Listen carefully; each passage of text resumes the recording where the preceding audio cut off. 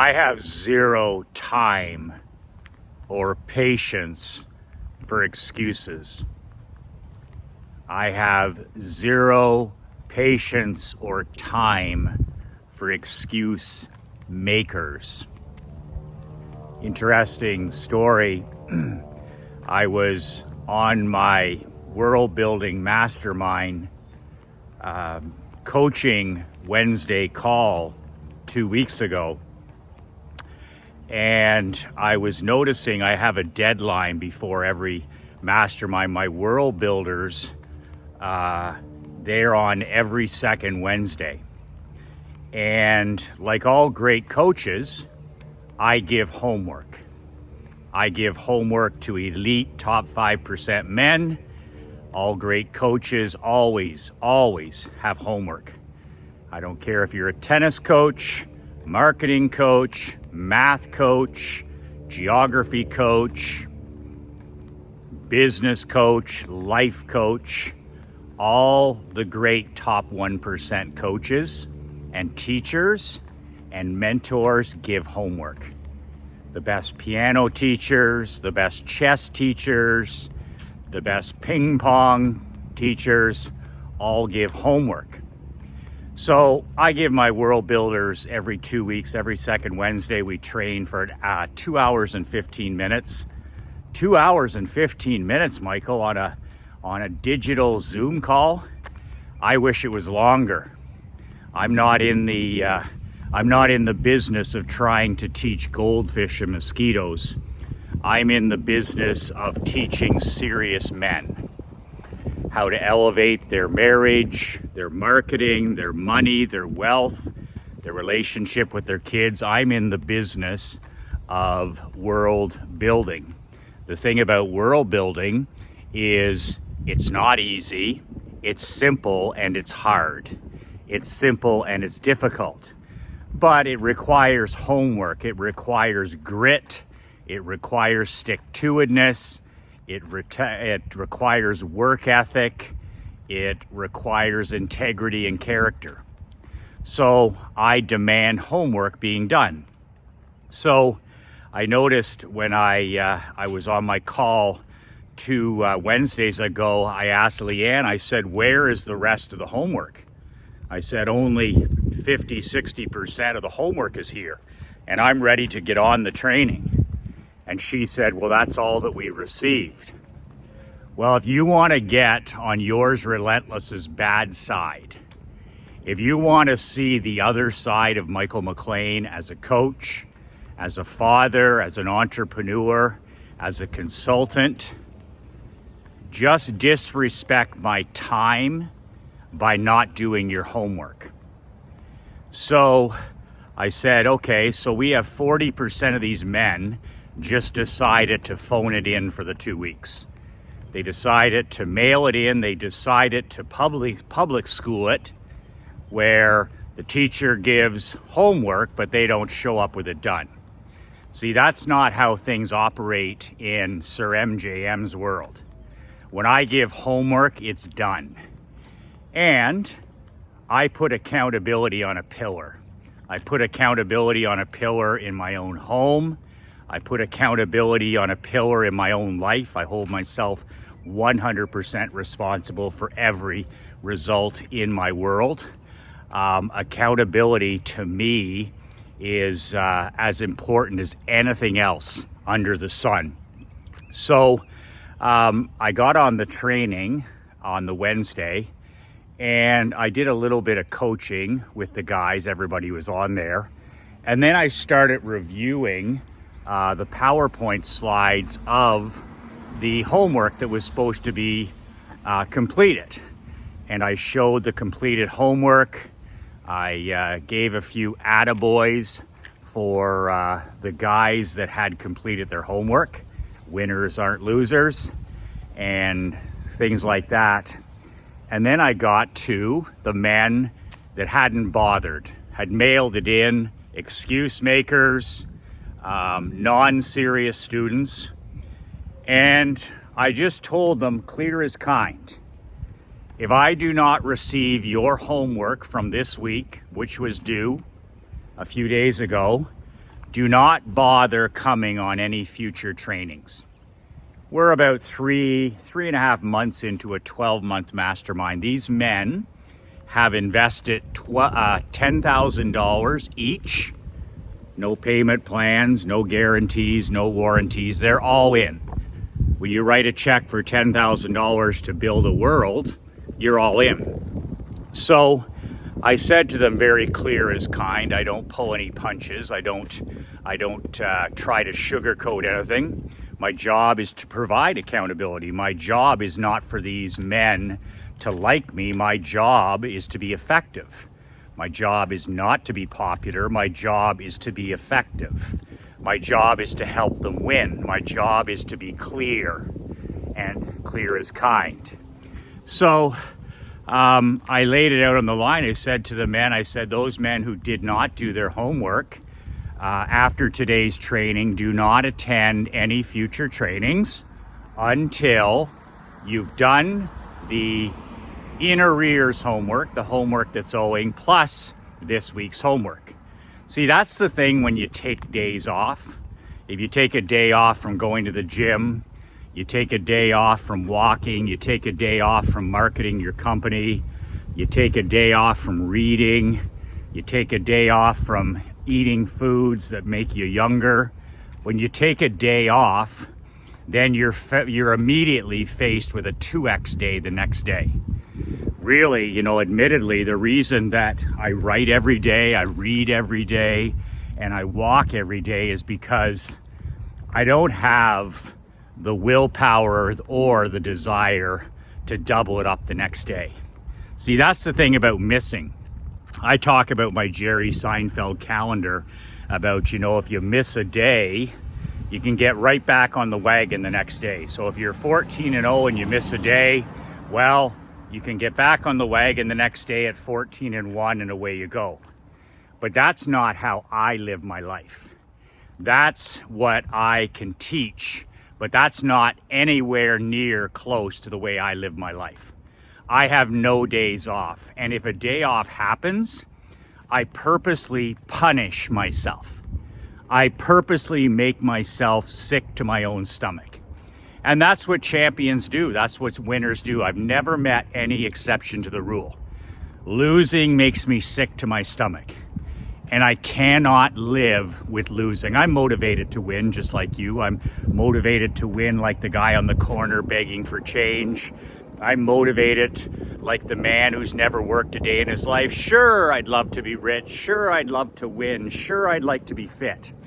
But the difference between winners and losers, the difference between badasses and bootlickers, the difference between champions and chumps is a champion simply cannot live with losing. Michael Jordan was the greatest basketball player in the world because he couldn't live with losing. It wasn't his desire to win 5-6 championships. It was his desire never to feel losing. Same with Tom Brady. He won 7 Super Bowl rings because he could not live with losing. And you can go down the list as far and as wide as you would like. So when I see homework not done, that's losing. That's mediocrity. That's phoning it in on yourself. That's cutting corners on your family. That's cheating on yourself. That's cheating on your business. That's cheating on your employees, your queen. You can just continue all the way down. And the person you're hurting, of course, is yourself. But nonetheless, I believe in accountability. So it's interesting. When you miss a day, you got to do 2x at least. So these guys who made excuses and didn't do their homework, I was busy, I was on a vacation, I was sick with the flu, my dog ate my homework, no problem at all. Send me your 2x homework, all of your homework from the week before, and plus your homework that's due this coming week, which is a lot, and then you can be on the training. Do you think it matters to me how many men I have on the training? All I care about is that I have serious students on the training. So accountability is king for me. That's what a great coach. Guys in my Perth Blue Wings hockey championship team, I used to do spot checks the odd time for dress code. Suit and tie, no ball caps, no cell phones. So the odd time, yours relentless would ask our badass trainer, Tristan, to do a spot check just out of the blue on a Friday night. Tristan, go stand down by the player's entrance, and I want you to check the dress code of all 23 players. So I would get to the rink and she'd say, Coach, surprisingly, she said, there was 3 players that weren't dressed accordingly. They didn't have their ties on. One guy had a ball cap on and one guy had a cell phone in his hand. He was bringing his cell phone into the building. I go, okay, well, I appreciate that. Tristan, thank you. I would bring the 3 young men into my office. I would change my lineup. They're automatic healthy scratches for that game. Automatically. Their parents can come to the game. They can sit in the stands. Grandma and grandpa can sit in the stands, and they can sit with them in their suit and tie. But not only that, not only do they not play that game, they also then spend the next hour with our strength coach doing Hindu squats, Hindu push-ups, sprints, stretching, you name it, for 1 hour. Then they go out on the ice with, sometimes it was Marc-Andre, sometimes it was me. This is before game warm-up, and they're literally skated for 45 minutes straight, the 2 or 3 of them on the ice. So literally, they've gone through hell for close to 2 hours. They shower in the dressing room downstairs. They're not allowed in our locker room. They're not allowed near our team. They've chosen not to be a part of the team. It's like not doing your homework. You're choosing not to be part of the mastermind. So the consequences are you're not part of it right now. So they would work out for 2 hours, shower, and then go sit in the stands with their parents. So they're embarrassed, right? They have fans coming up to them. They have their parents asking them questions. God knows what they tell them. Doesn't matter. I'm running a dictatorship, not a democracy. Never once in 7 years did I ever hear a complaint to my face. If you care about somebody, shaming is part of the game. When you don't show up like you're supposed to, you don't do the work like you're supposed to, including yourself, shaming is part of the game. So how many of those 3 players do you think are late again? How many of those 3 players do you think show up with their cell phone? How many of those 3 players do you think ever show up with their tie undone or missing their jacket? 0. And if they did, next they're gone. Gone, goodbye. Losers aren't winners. So I'll share a third story about integrity and about accountability. And it happened this morning when I dropped Emery. I'm walking in the neighborhood where Emery's new math teacher, Sir Dan, Mr. Dan, is teaching Emery 3 days a week for 2 hours, so 6 hours a week, Monday, Wednesday, and Friday. It's the greatest return on investment I've ever made as a father. And we're just getting started. We're a month in. The greatest ROI has been these 2-hour math lessons at the kitchen table with the self-proclaimed greatest math teacher in the world. So it has been the greatest return on investment, and it's been amazing. Emery's doing very, very well, and I really like Dan's style of teaching. He's hard, he's truthful, he's demanding, he's gritty, he's clear, and accountability is one of his pillars. So interesting. We show up today, and Dan and I usually talk for about a minute. He starts early like I do, 10:59. None of this 11. 10:59, 9:59, whatever. Early. Winners are early. And he says, I'm standing there in front of him with Emery this morning, and he says, some of your homework isn't done. And Emery's like, what? He goes, there's 2 things here that aren't done. Like a great coach, he gives homework. The expectation is the homework will be done. She has 48 hours between each session today and then a full day. And He said, I expect your homework to be done all the time.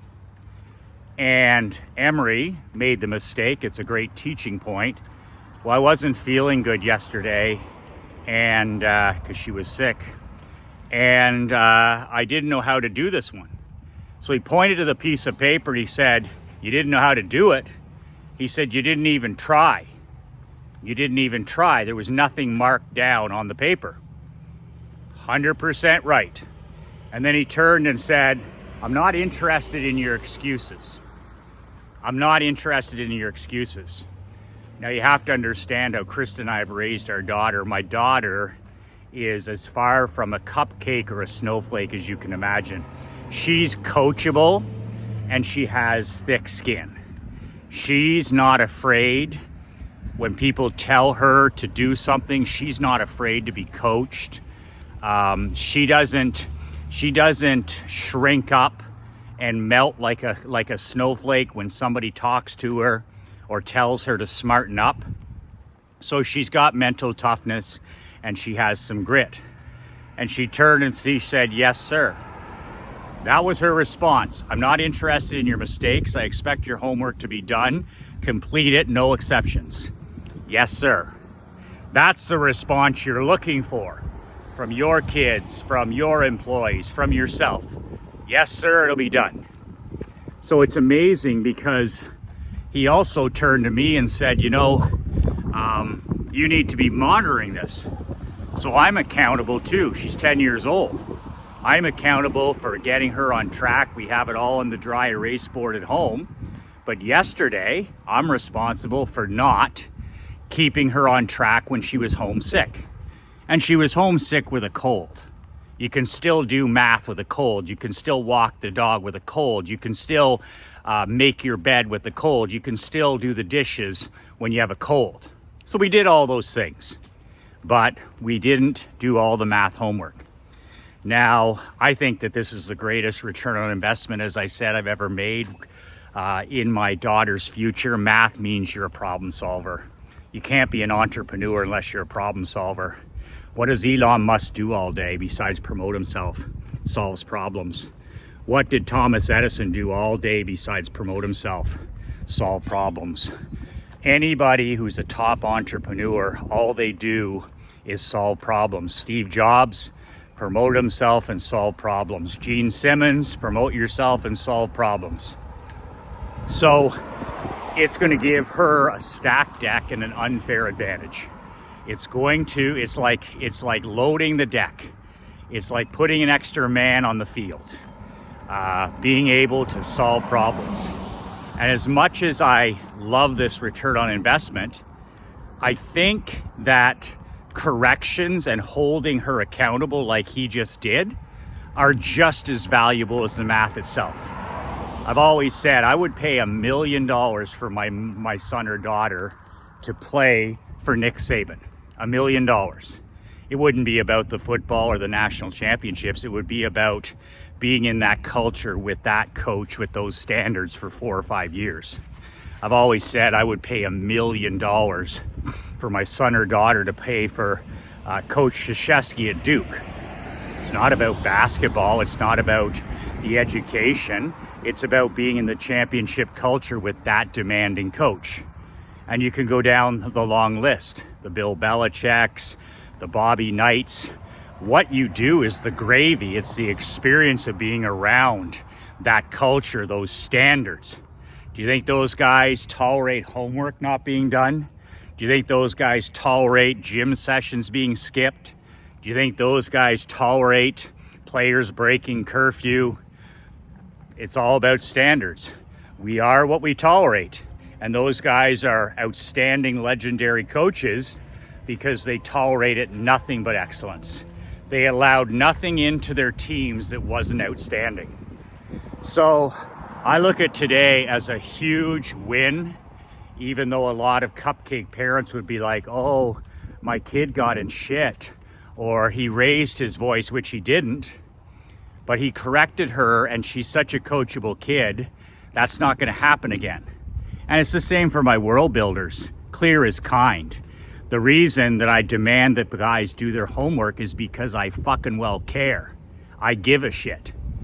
If you grew up in the public system like I did, you had good teachers that changed your life, and you had mediocre teachers who didn't care.